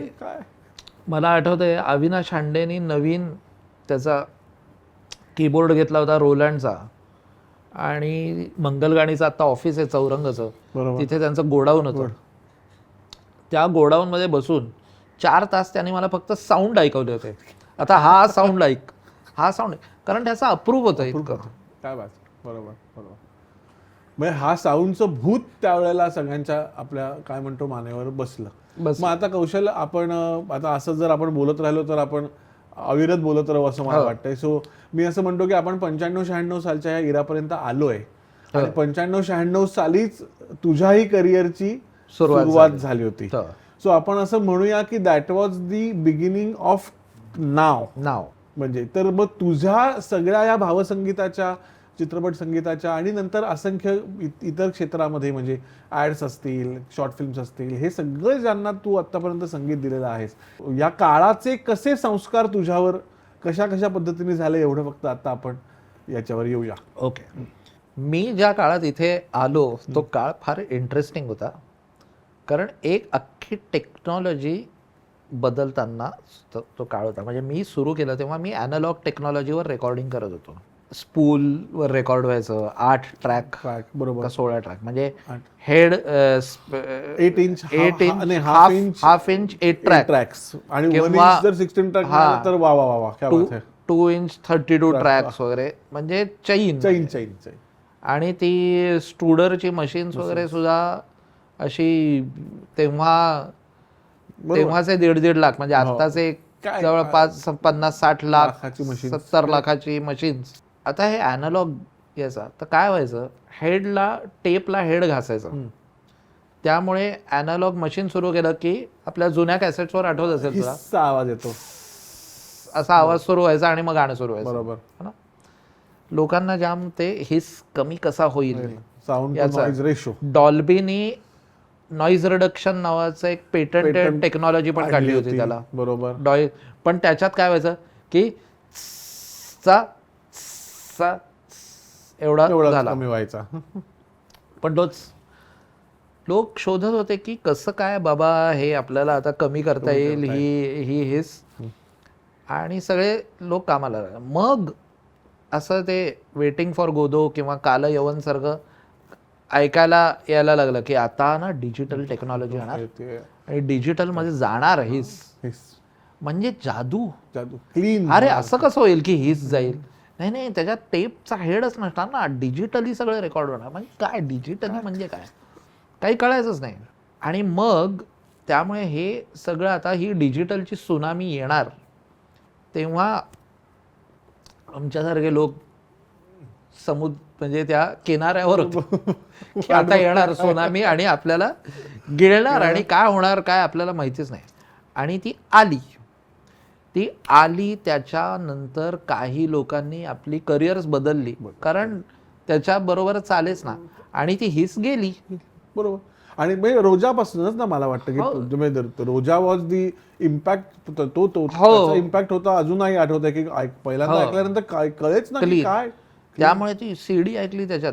आता याच्यात प्रॉब्लेम असा झाला की जी भारतीय वाद्य होती ना ती हरवली, कारण त्याला एक कल्चर जे होतं की जो डग्गा धिंग असा वाजायचा तो डिजिटल टेक्नॉलॉजी आल्यावर डूप असा वाजायला लागला, कारण ते त्या हिसचं ना कुशन मिळायचं तबल्याला, आणि ती डिजिटल क्षमताच नसल्यामुळे स्ट्रिंग्सला एक डेफिनेशन मिळायचं त्या आता ते झालं. तर तुला ती गोष्ट माहिती आहे की एक ऋषी होता, त्याला काही अपत्य नव्हतं, तो आणि त्याची बायको राहायचे. एकदा सूर्याला अर्घ्य देताना तो म्हणला की बाबा मला काहीतरी एक अपत्य होऊ दे, आणि त्याच वेळी कुठून तरी त्याच्या हातात एक उंदरीण पडली. त्यांनी तो म्हणला की नाही हा देवाचाच प्रसाद आहे, म्हणून त्या उंदराला त्यांनी मुलगी बनवली. मग ती मुलगी वयात आली, मग तिचं लग्न करून द्यायचं. तर मग आधी तो म्हणला आता कोणाबरोबर तुझं लग्न करून, तर सूर्याला विचारलं तूच करशील का बाबा लग्न? तर तो म्हणला मी करीन, पण हिला विचार, म्हणजे तिला विचार, तिला चालणार आहे का मी? तर ते म्हणले नको बाबा हा फार तापट आहे, आणि रागावला की मग मला नाही चालणार, मला झेपणार नाही. बरं ठीक आहे, मग कुणाला? तर ठीक आहे बघू. मग वाऱ्याला विचारलं, ते म्हणले नाही नाही हा फार धसमुसळा आहे आणि मी किती नाजूक आहे, मला हा पण नाही चालणार. मग पुढे गेले आणि एक पर्वत होता, पर्वताला विचारलं की ह्याच्याबरोबर लग्न कर? तर ते म्हणले नाही नाही हा नको, हा फारच बोरिंग आहे, हा एकच जागा असतो, एकाच जागेवर असतो, जागा सोडून कुठे जातच नाही, मग आणि मला कंटाळा येईल, कुठे फिरायला नाही जायचं एकाच जागेवर. मग तो म्हणतो काय करायचं काय? तेवढ्यात त्या डोंगराच्या पायथ्याशी तिला एक उंदीर दिसतो. ती म्हणते मला याच्याशी लग्न करायचं, कारण तो सगळीकडे फिरत असतो, दूर धावत असतो. मग तो ऋषी परत तिला उंदीर करतो आणि त्यांचं लग्न लावून देतो. तसं ही हिस गेल्यानंतर हे सगळे डिजिटल ऋषी एकत्र आले आणि त्यांनी VST म्हणजे व्हर्च्युअल स्टुडिओ टेक्नॉलॉजी बरोबर मध्ये एक प्लगइन तयार केला की ज्याच्यातनं ही हिस परत घाला.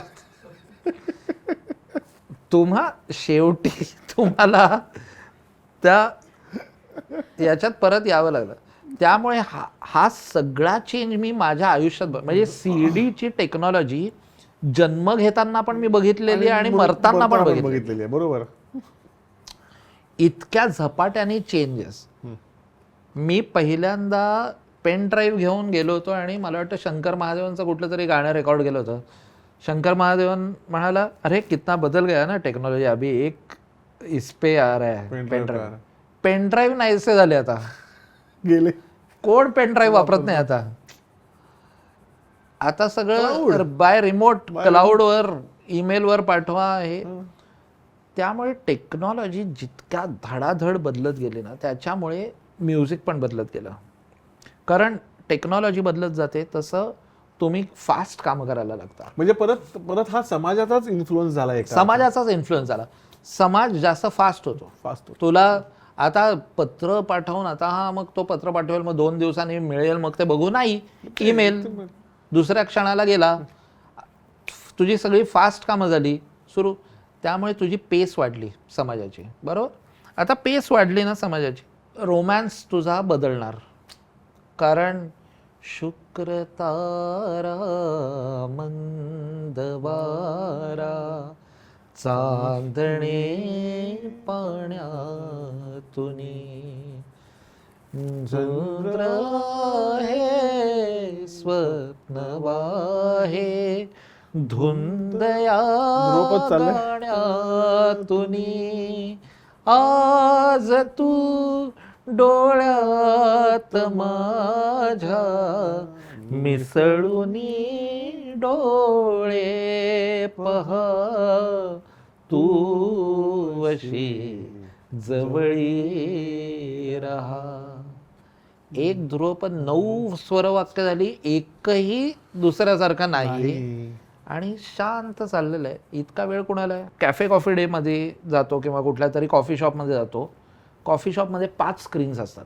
एकावर VH1 चाललंय, एकावर ESPN चाललंय, एकावर MTV चाललंय, दुसऱ्यावर आणखीन काहीतरी चाललेलं आहे आणि म्युझिक जे लागलेलं आहे त्याचा या 5 स्क्रीनशी सुतराम संबंध नाही आहे. आणि एका स्किझोफ्रेनिक वातावरणामध्ये मी जगतोय, मला वेळच नाही आहे. त्यामुळे म्युझिकचं काय व्हायला लागलं की ह्या सगळ्या मोठ्या फ्रेजेसनं छोट्या व्हायला लागल्या आणि गाणं चांगलं आहे का वाईट आहे याच्या अगोदर ते लक्षवेधक आहे का नाही क्या बात आहे याच्यावर. त्यामुळे रेहमानचा काळ जोर आला तोपर्यंत दिल हे छोटासा या फ्रेज पण स्वरवाक्य सुद्धा शब्दवाक्य दिल सारखं वाक्य छोटं झालं. हा दिल दिल हे छोटासा तसं स्वरवाक्य पण छोटस दिल पण छोटं झालं. दिल है छोटा सा रिपीट छोटी सी आशा मस्ती भरे मन की भोली सी आशा. म्हणजे शब्द वेगळे असले तरी चालतीच आहे. चालतीच आहे. डा डा डा डा डा डा डा डा डा डा डा डा ये हसी, डा डा डा डा. तसंच ये हसी सगळी वादिया. गाणी रोजामधली सगळी गाणी हाच फॉर्म्युला आहे. ये हसी वादिया ये खुला आसमां परत आ गए हम कहाँ ए मेरे साजना रुक्मिणी रुक्मिणी शादी के बाद क्या क्या हुआ कौन हारा कौन जीता खिडकी में से देखो जरा. ठहराव संपला. ठहराव संपला. एका मध्यंतरी एका मुलाखतीत मी हे पण म्हटलं की एकेकाळी सॅड सॉंग्स होती आपल्या याच्यात, हो ना. इवन वाटव्यांनी वगैरे हं, खूप केलेली आहेत. याच्यात सुद्धा होती गेले ते दिन गेले. हो. आता इतका वेळ कोणाकडे, तो म्हणणाऱ्याला पण वेळ नाही की मी दुःखी आहे, हे सांगणाऱ्याला पण वेळ नाहीये. कारण तो म्हणतो मेरा सुंदर सपना नाही, माझे 732ची लोकल आहे, मला गेलं पाहिजे. तर ऐकणाऱ्याकडे कुठून येणार आहे इतका वेळ. त्यामुळे सॅड सॉंग्स जायला लागली bye 90s, late 90s 2000s खरं. आणि सॅड सॉंग आता energy cannot be created or destroyed, it can only change it's form, हो ना. तसं या सॅड सॉंग्सची आक्रोश गीतं व्हायला लागली. क्या बात. म्हणजे खालच्या सप्तकातनं वरती गेली. तड़प तड़प के इस दिल से आह निकलती रही ना ना हमने सजाए ऐसा क्या गुनाह किया जो लुट गए, हाँ लुट गए. सॅड सॉन्ग आहे ऍक्च्युली. हा, पण त्या सॅडचा आक्रोश झाला, त्याचा पेस बदलला. म्हणजे एकटेपणाबद्दल बोलायचं तरी तुम्ही खालच्या पट्टीत न बोलता तन्हाई असं बोलायला लागलात. म्हणजे जे आत बघायचंय ते ऍक्च्युली तुम्ही बाहेर बघतायत. क्या बात आहे. आणि त्यामुळे गायकांचे आवाज बदलले. कारण तुला आता वरच्या पट्टीतले पुरुष गायक लागणार, म्हणून शंकर महादेवन, म्हणून कैलाश खेर, म्हणून सोनू किंवा राहत फतेह अली खान, आतिफ असलम, नुसरत फतेह अली खान, हे यांचा जो एक हे झाला ना, प्राबल्य आलं यांच्या आवाजांचं. मग पुरुष वरच्या पट्टीत गेल्यानंतर खालच्या पट्टीतल्या गायिकांना महत्व आलं. म्हणून शिल्पाराव, म्हणून रिचा शर्मा, म्हणून रेखा भारद्वाज. त्यामुळे it's funny how it work.